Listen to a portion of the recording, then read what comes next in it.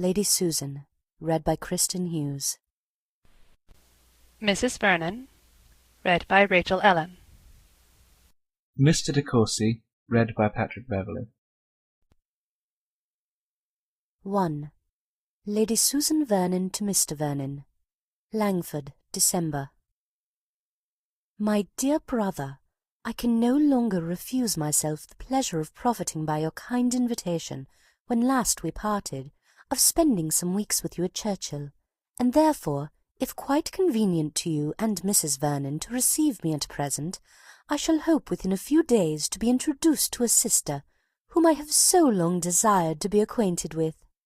My kind friends here are most affectionately urgent with me to prolong my stay, but their hospitable and cheerful dispositions lead them too much into society for my present situation and state of mind, and I impatiently look forward to the hour when I shall be admitted into your delightful retirement.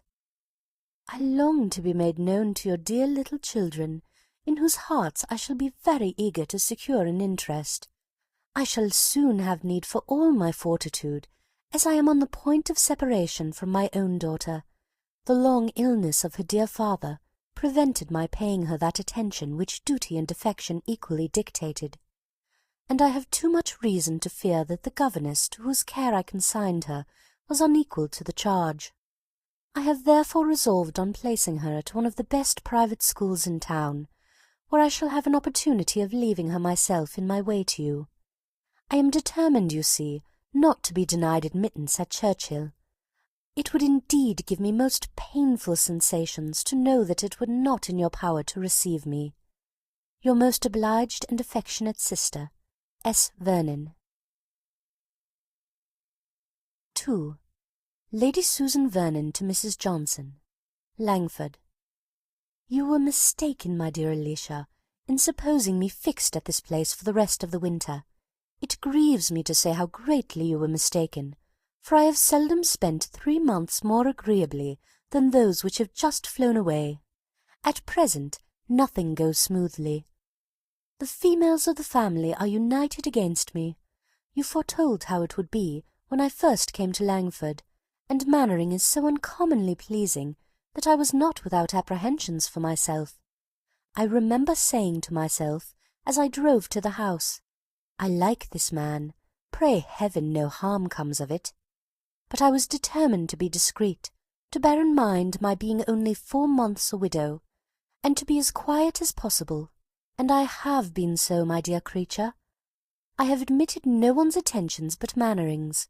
I have avoided all general flirtation whatever.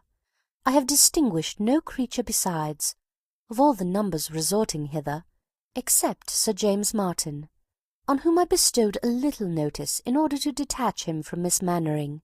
But if the world could know my motive there, they would honour me. I have been called an unkind mother, but it was the sacred impulse of maternal affection. It was the advantage of my daughter that led me on, and if that daughter were not the greatest simpleton on earth, I might have been rewarded for my exertions as I ought. Sir James did make proposals to me for Frederica, but Frederica, who was born to be the torment of my life, chose to set herself so violently against the match that I thought it better to lay aside the scheme for the present. I have more than once repented that I did not marry him myself, and were he but 1 degree less contemptibly weak, I certainly should. But I must own myself rather romantic in that respect, and that riches only will not satisfy me. The event of all this is very provoking. Sir James is gone, Maria highly incensed, and Mrs. Mannering insupportably jealous. So jealous, in short, and so enraged against me, that, in the fury of her temper, I should not be surprised at her appealing to her guardian, if she had the liberty of addressing him. But there your husband stands my friend, and the kindest, most amiable action of his life was throwing her off for ever on her marriage. Keep up his resentment, therefore, I charge you. We are now in a sad state. No house was ever more altered. The whole party are at war, and Mannering scarcely dares speak to me. It is time for me to be gone.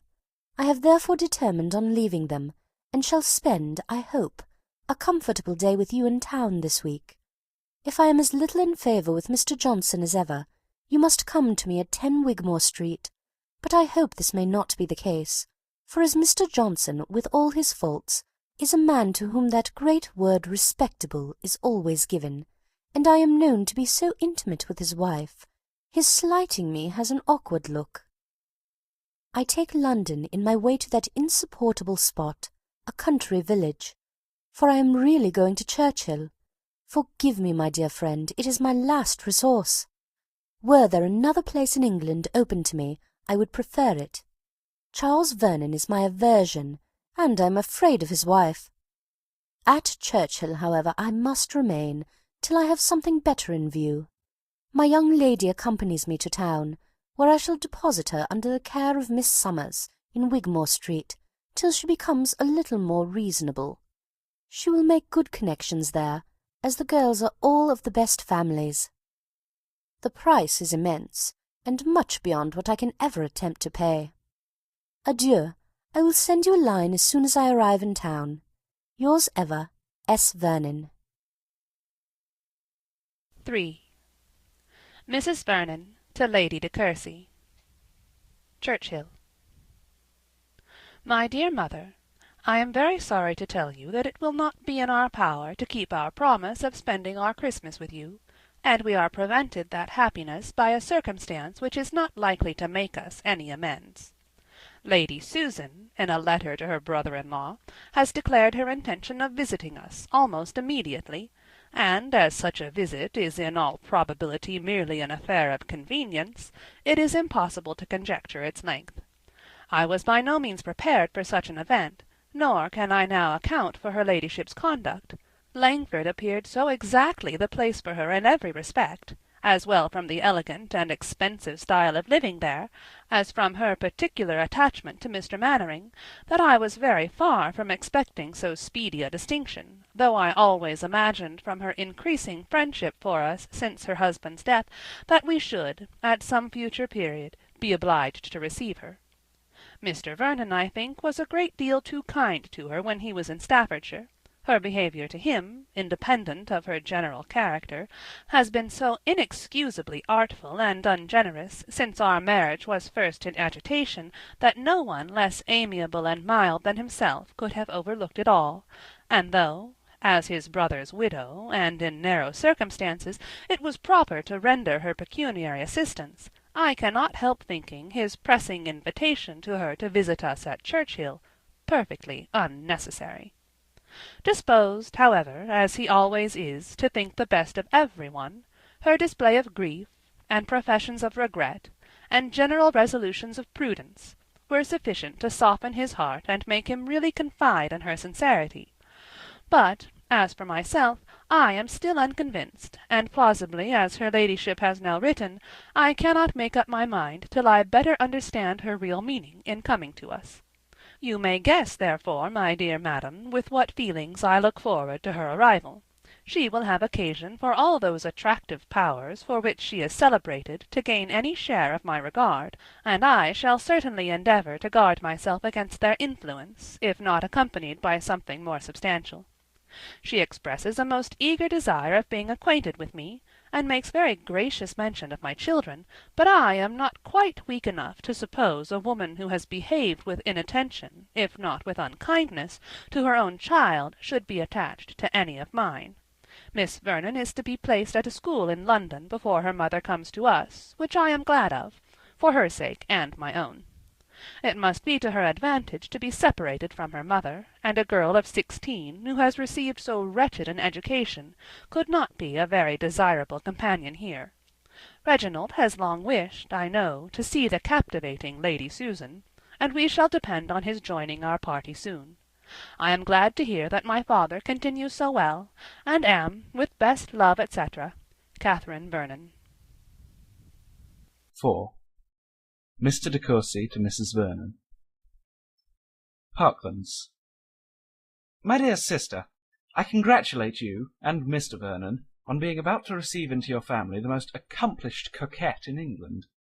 As a very distinguished flirt, I have always been taught to consider her, but it has lately fallen in my way to hear some particulars of her conduct at Langford, which prove that she does not confine herself to that sort of honest flirtation which satisfies most people, but aspires to the more delicious gratification of making a whole family miserable. By her behaviour to Mr. Mannering she gave jealousy and wretchedness to his wife, and by her attentions to a young man previously attached to Mr. Mannering's sister, deprived an amiable girl of her lover. I learnt all this from Mr. Smith, now in this neighbourhood.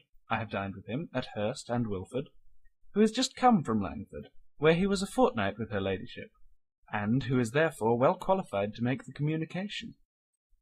What a woman she must be! I long to see her, and shall certainly accept your kind invitation, that I may form some idea of those bewitching powers which can do so much, engaging at the same time, and in the same house, the affections of two men, who were neither of them at liberty to bestow them, and all this without the charm of youth. I am glad to find Miss Vernon does not accompany her mother to Churchill, as she has not even manners to recommend her, and, according to Mr. Smith's account, is equally dull and proud. Where pride and stupidity unite, there can be no dissimulation worthy of notice, and Miss Vernon shall be consigned to unrelenting contempt.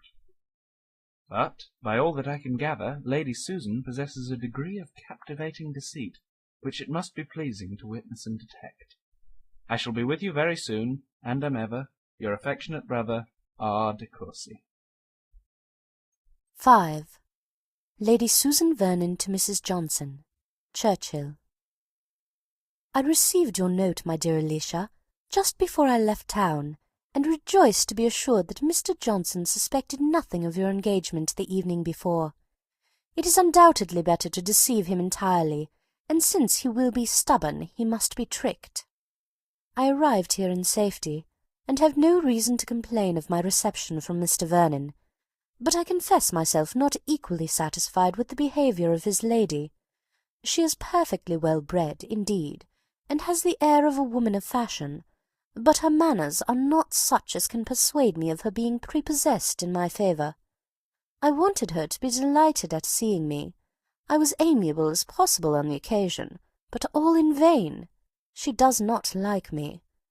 To be sure, when we consider that I did take some pains to prevent my brother-in-law's marrying her, this want of cordiality is not very surprising, and yet it shows an illiberal and vindictive spirit to resent a project which influenced me 6 years ago, and which never succeeded at last. I am sometimes disposed to repent that I did not let Charles buy Vernon Castle, when we were obliged to sell it, but it was a trying circumstance, especially as the sale took place exactly at the time of his marriage, and everybody ought to respect the delicacy of those feelings which could not endure that my husband's dignity should be lessened by his younger brother's having possession of the family estate. Could matters have been so arranged as to prevent the necessity of our leaving the castle, could we have lived with Charles and kept him single, I should have been very far from persuading my husband to dispose of it elsewhere, but Charles was on the point of marrying Mr. Courcy, and the event has justified me. Here are children in abundance, and what benefit could have accrued to me from his purchasing Vernon? My having prevented it may perhaps have given his wife an unfavourable impression, but where there is a disposition to dislike, a motive will never be wanting. And as to money matters, it has not withheld him from being very useful to me. I really have a regard for him. He is so easily imposed upon. The house is a good one, the furniture fashionable, and everything announces plenty and elegance. Charles is very rich, I am sure. When a man has once got his name in a banking-house, he rolls in money, but they do not know what to do with it, keep very little company, and never go to London but on business. We shall be as stupid as possible. I mean to win my sister-in-law's heart through the children. I know all their names already, and am going to attach myself with the greatest sensibility to one in particular, a young Frederick, whom I take on my lap and sigh over for his dear uncle's sake. Poor Mannering! I need not tell you how much I miss him, how perpetually he is in my thoughts. I found a dismal letter from him on my arrival here, full of complaints of his wife and sister, and lamentations on the cruelty of his fate. I passed off the letter as his wife's to the Vernons, and when I write to him it must be under cover to you. Ever yours, S. Vernon. 6. Mrs. Vernon to Mr. de Courcy. Churchhill. Well, my dear Reginald, I have seen this dangerous creature, and must give you some description of her, though I hope you will soon be able to form your own judgment. She is really excessively pretty. However you may choose to question the allurements of a lady no longer young, I must, for my own part, declare that I have seldom seen so lovely a woman as Lady Susan. She is delicately fair, with fine grey eyes and dark eyelashes, and from her appearance one would not suppose her more than 25. I was certainly not disposed to admire her, though always hearing she was beautiful, but I cannot help feeling that she possesses an uncommon union of symmetry, brilliancy, and grace.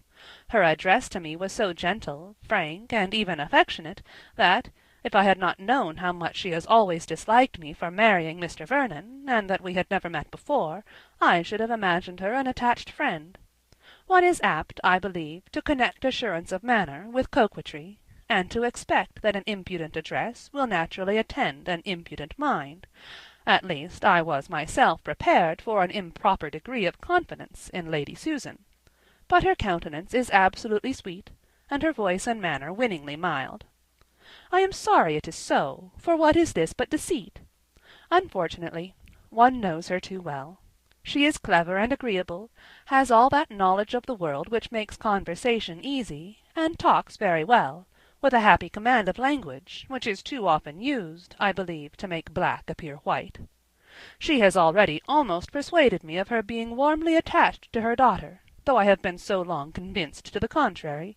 She speaks of her with so much tenderness and anxiety, lamenting so bitterly the neglect of her education, which she represents, however, as wholly unavoidable, that I am forced to recollect how many successive springs her ladyship spent in town, while her daughter was left in Staffordshire to the care of servants, or a governess very little better, to prevent my believing what she says.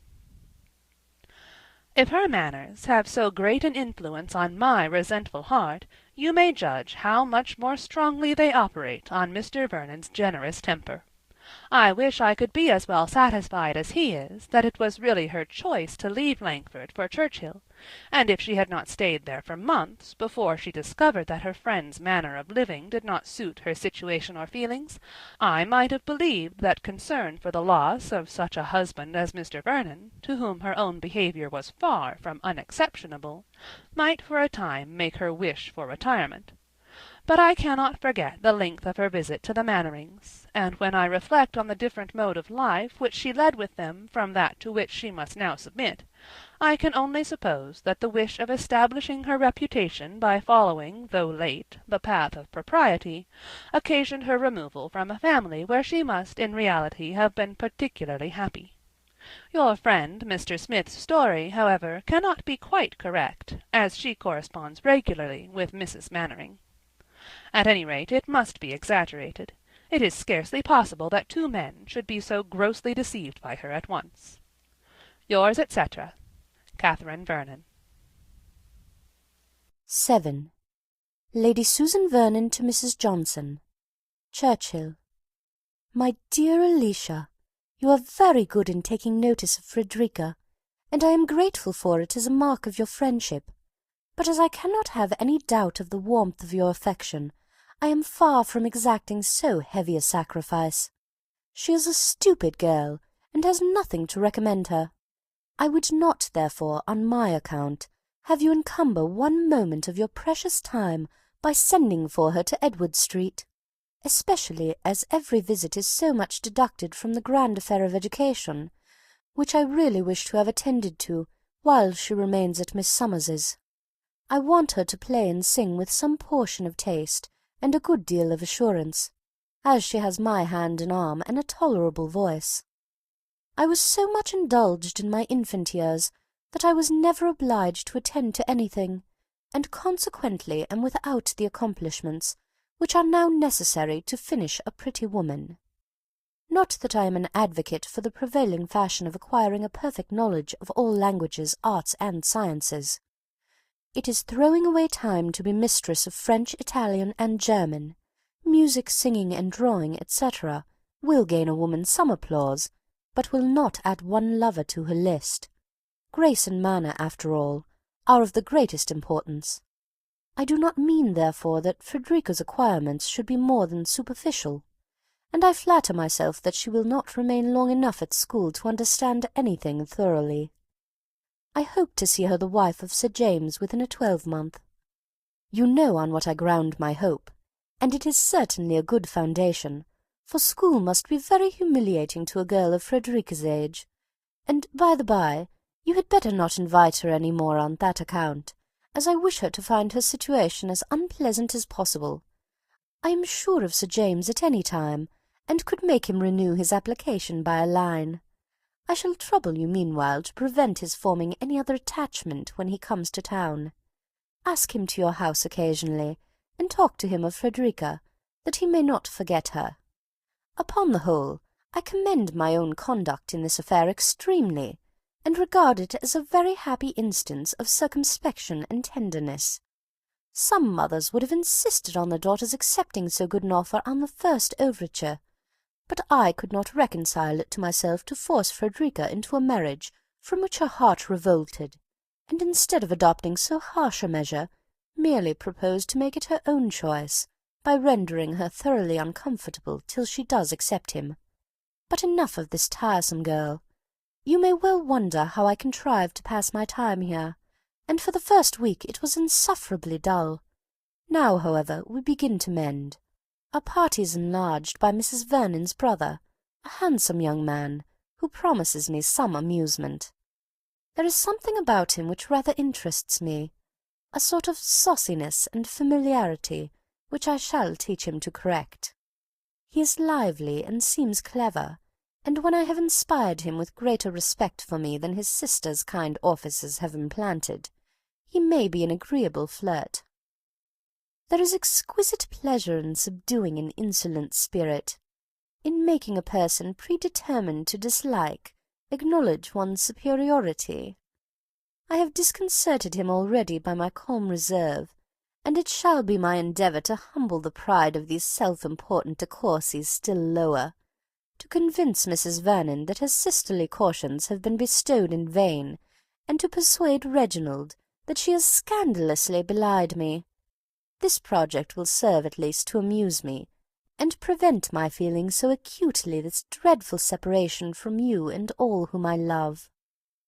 Ever yours, S. Vernon. End of Section 1, Section 2. Mrs. Vernon, read by Rachel Ellen. Mrs. Johnson, read by Kirsten Ferreri. Lady Susan, read by Kristen Hughes. Sir Reginald De Courcy, read by Simon Taylor. Lady De Courcy, read by Gesine. Mr. De Courcy, read by Patrick Beverley. 8. Mrs. Vernon to Lady De Courcy. Churchill. My dear mother, you must not expect Reginald back again for some time. He desires me to tell you that the present open weather induces him to accept Mr. Vernon's invitation to prolong his stay in Sussex, that they may have some hunting together. He means to send for his horses immediately, and it is impossible to say when you may see him in Kent. I will not disguise my sentiments on this change from you, my dear mother, though I think you had better not communicate them to my father, whose excessive anxiety about Reginald would subject him to an alarm which might seriously affect his health and spirits. Lady Susan has certainly contrived, in the space of a fortnight, to make my brother like her. In short, I am persuaded that his continuing here beyond the time originally fixed for his return is occasioned as much by a degree of fascination towards her as by the wish of hunting with Mr. Vernon, and of course I cannot receive that pleasure from the length of his visit which my brother's company would otherwise give me. I am indeed provoked at the artifice of this unprincipled woman. What stronger proof of her dangerous abilities can be given than this perversion of Reginald's judgment, which, when he entered the house, was so decidedly against her? In his last letter he actually gave me some particulars of her behaviour at Langford, such as he received from a gentleman who knew her perfectly well, which, if true, must raise abhorrence against her, and which Reginald himself was entirely disposed to credit. His opinion of her, I am sure, was as low as of any woman in England, and when he first came it was evident that he considered her as one entitled neither to delicacy nor respect, and that he felt she would be delighted with the attentions of any man inclined to flirt with her. Her behaviour, I confess, has been calculated to do away with such an idea. I have not detected the smallest impropriety in it, nothing of vanity, of pretension, of levity, and she is altogether so attractive that I should not wonder at his being delighted with her, had he known nothing of her previous to this personal acquaintance, but, against reason, against conviction, to be so well pleased with her, as I am sure he is, does really astonish me. His admiration was at first very strong, but no more than was natural, and I did not wonder at his being much struck by the gentleness and delicacy of her manners. But when he has mentioned her of late, it has been in terms of more extraordinary praise, and yesterday he actually said that he could not be surprised at any effect produced on the heart of man by such loveliness and such abilities. And when I lamented, in reply, the badness of her disposition, he observed that whatever might have been her errors, they were to be imputed to her neglected education and early marriage, and that she was altogether a wonderful woman. This tendency to excuse her conduct or to forget it, in the warmth of admiration, vexes me, and if I did not know that Reginald is too much at home at Churchhill to need an invitation for lengthening his visit, I should regret Mr. Vernon's giving him any. Lady Susan's intentions are of course those of absolute coquetry, or a desire of universal admiration. I cannot for a moment imagine that she has anything more serious in view, but it mortifies me to see a young man of Reginald's sense duped by her at all. I am, etc., Catherine Vernon. 9. Mrs. Johnson to Lady S. Vernon. Edward Street. My dearest friend, I congratulate you on Mr. de Courcy's arrival, and I advise you by all means to marry him. His father's estate is, we know, considerable, and I believe certainly entailed. Sir Reginald is very infirm, and not likely to stand in your way long. I hear the young man well spoken of, and though no one can really deserve you, my dearest Susan, Mr. de Courcy may be worth having. Mannering will storm, of course, but you easily pacify him. Besides, the most scrupulous point of honour could not require you to wait for his emancipation. I have seen Sir James. He came to town for a few days last week, and called several times in Edward Street. I talked to him about you and your daughter, and he is so far from having forgotten you, that I am sure he would marry either of you with pleasure. I gave him hopes of Frederica's relenting, and told him a great deal of her improvements. I scolded him for making love to Maria Mannering. He protested that he had been only in joke, and we both laughed heartily at her disappointment, and in short were very agreeable. He is as silly as ever. Yours faithfully, Alicia. 10. Lady Susan Vernon to Mrs. Johnson, Churchhill. I am much obliged to you, my dear friend, for your advice respecting Mr. de Courcy, which I know was given with the full conviction of its expediency, though I am not quite determined on following it. I cannot easily resolve on anything so serious as marriage, especially as I am not at present in want of money, and might perhaps, till the old gentleman's death, be very little benefited by the match. It is true that I am vain enough to believe it within my reach. I have made him sensible of my power, and can now enjoy the pleasure of triumphing over a mind prepared to dislike me, and prejudiced against all my past actions. His sister, too, is, I hope, convinced how little the ungenerous representations of any one to the disadvantage of another will avail when opposed by the immediate influence of intellect and manner. I see plainly that she is uneasy at my progress in the good opinion of her brother, and conclude that nothing will be wanted on her part to counter-attack me. But having once made him doubt the justice of her opinion of me, I think I may defy her. It has been delightful to me to watch his advances towards intimacy, especially to observe his altered manner in consequence of my repressing by the cool dignity of my deportment his insolent approach to direct familiarity.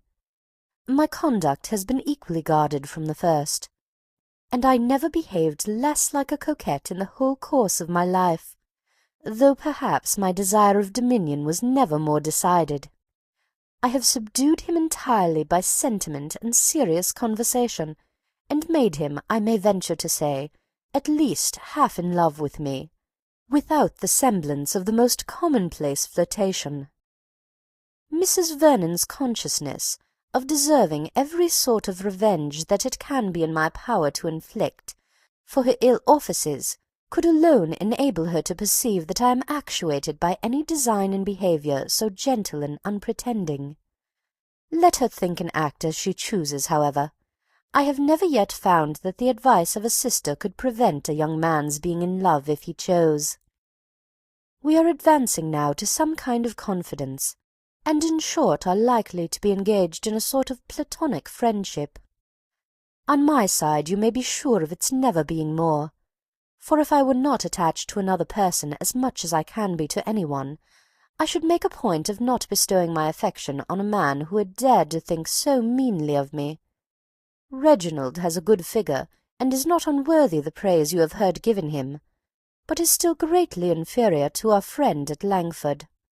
He is less polished, less insinuating than Mannering, and is comparatively deficient in the power of saying those delightful things which put one in good humour with oneself and all the world. He is quite agreeable enough, however, to afford me amusement, and to make many of those hours pass very pleasantly which would otherwise be spent in endeavouring to overcome my sister-in-law's reserve, and listening to the insipid talk of her husband. Your account of Sir James is most satisfactory.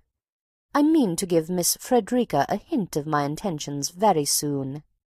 Yours, etc., S. Vernon. 11. Mrs. Vernon to Lady de Courcy. Churchill. I really grow quite uneasy, my dearest mother, about Reginald, from witnessing the very rapid increase of Lady Susan's influence. They are now on terms of the most particular friendship, frequently engaged in long conversations together, and she has contrived by the most artful coquetry to subdue his judgment to her own purposes. It is impossible to see the intimacy between them so very soon established without some alarm, though I can hardly suppose that Lady Susan's plans extend to marriage. I wish you could get Reginald home again on any plausible pretence. He is not at all disposed to leave us, and I have given him as many hints of my father's precarious state of health as common decency will allow me to do in my own house. Her power over him must now be boundless, as she has entirely effaced all his former ill opinion, and persuaded him not merely to forget, but to justify her conduct. Mr. Smith's account of her proceedings at Langford, where he accused her of having made Mr. Mannering and a young man engaged to Miss Mannering distractedly in love with her, which Reginald firmly believed when he came here, is now, he is persuaded, only a scandalous invention. He has told me so with a warmth of manner which spoke his regret at having believed the contrary himself. How sincerely do I grieve that she ever entered this house! I always looked forward to her coming with uneasiness, but very far was it from originating in anxiety for Reginald.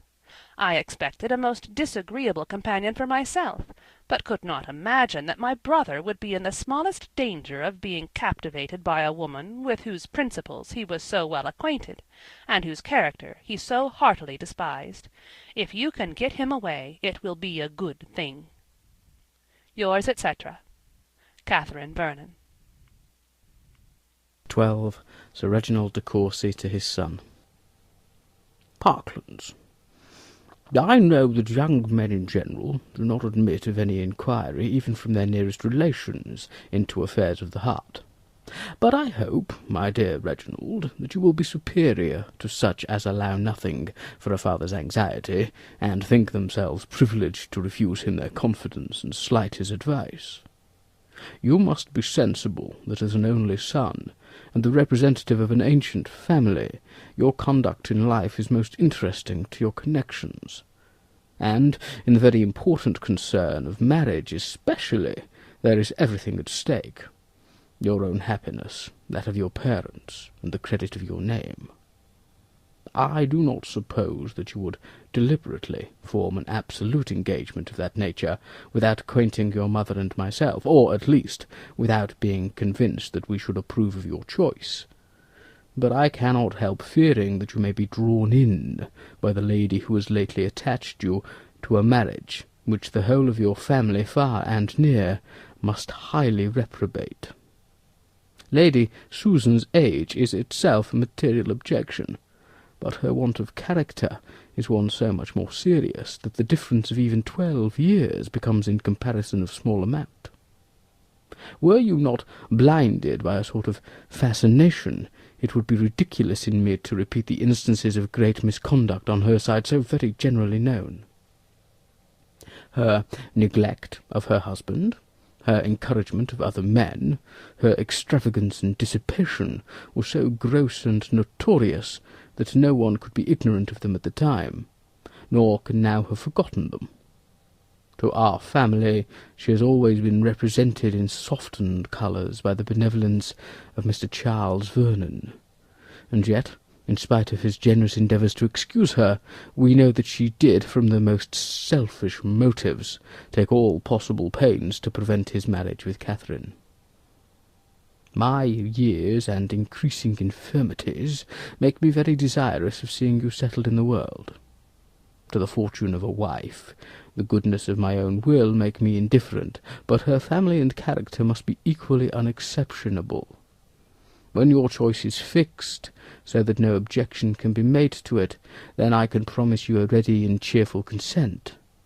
But it is my duty to oppose a match which deep art only could render possible, and must in the end make wretched. It is possible her behaviour may arise only from vanity, or the wish of gaining the admiration of a man whom she must imagine to be particularly prejudiced against her. But it is more likely that she should aim at something further. She is poor, and may naturally seek an alliance which must be advantageous to herself.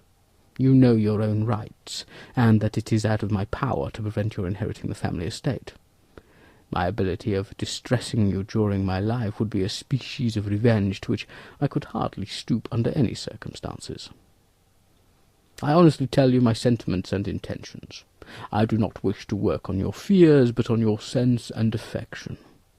It would destroy every comfort of my life to know that you are married to Lady Susan Vernon.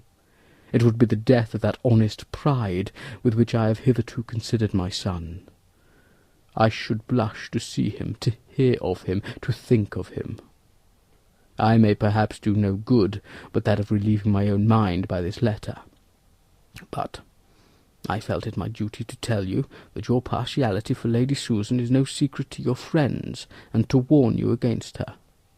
I should be glad to hear your reasons for disbelieving Mr. Smith's intelligence. You had no doubt of its authenticity a month ago. If you can give me your assurance of having no design beyond enjoying the conversation of a clever woman for a short period, and of yielding admiration only to her beauty and abilities, without being blinded by them to her faults, you will restore me to happiness. But if you cannot do this, explain to me at least what has occasioned so great an alteration in your opinion of her. I am, etc., etc., Reginald de Courcy. Lady de Courcy to Mrs. Vernon. Parklands. My dear Catherine, unluckily I was confined to my room when your last letter came, by a cold, which affected my eyes so much as to prevent my reading it myself. So I could not refuse your father when he offered to read it to me, by which means he became acquainted, to my great vexation, with all your fears about your brother. I had intended to write to Reginald myself, as soon as my eyes would let me, to point out as well as I could the danger of an intimate acquaintance with so artful a woman as Lady Susan, to a young man of his age and high expectations. I meant, moreover, to have reminded him of our being quite alone now, and very much in need of him to keep up our spirits these long winter evenings.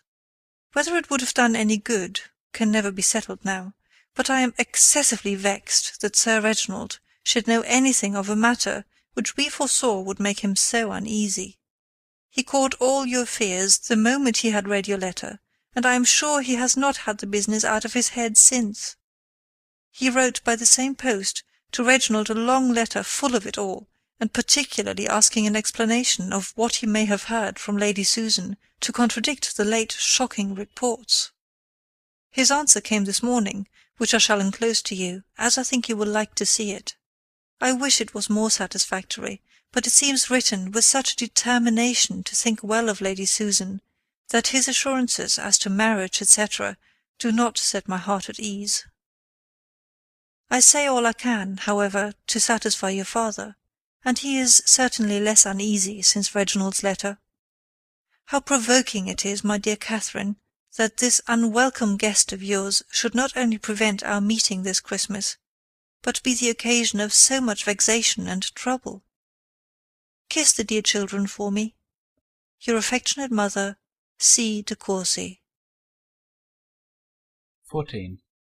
Mr. de Courcy to Sir Reginald. Churchill. My dear Sir, I have this moment received your letter, which has given me more astonishment than I ever felt before. I am to thank my sister, I suppose, for having represented me in such a light as to injure me in your opinion, and give you all this alarm. I know not why she should choose to make herself and her family uneasy by apprehending an event which no one but herself, I can affirm, would ever have thought possible. To impute such a design to Lady Susan would be taking from her every claim to that excellent understanding which her bitterest enemies have never denied her, and equally low must sink my pretensions to common sense if I am suspected of matrimonial views in my behaviour to her. Our difference of age must be an insuperable objection, and I entreat you, my dear father, to quiet your mind, and no longer harbour a suspicion which cannot be more injurious to your own peace than to our understandings.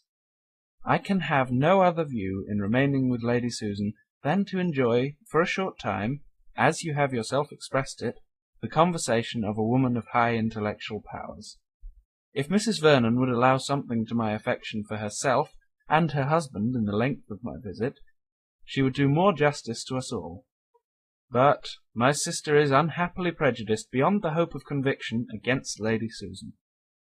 From an attachment to her husband, which in itself does honour to both, she cannot forgive the endeavours at preventing their union which have been attributed to selfishness in Lady Susan. But in this case, as well as in many others, the world has most grossly injured that lady, by supposing the worst where the motives of her conduct have been doubtful.